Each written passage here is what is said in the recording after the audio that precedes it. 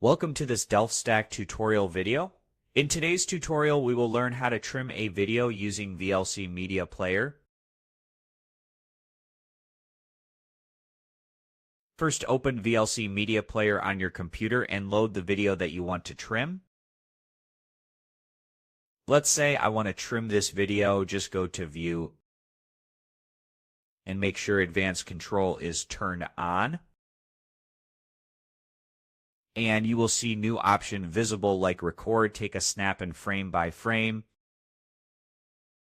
Just click on Record and play your video where you want to trim. Let's say I want to record from 1 second to 5 seconds. Just click on Record and play the video.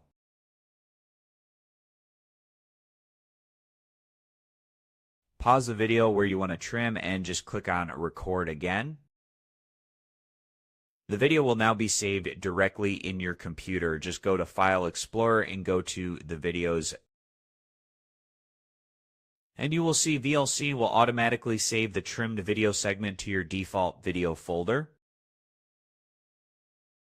And that's it. We just learned how to trim a video in VLC Media Player using the advanced controls and the built-in record features. Thanks for watching, and don't forget to check out the next DelfStack tutorial videos.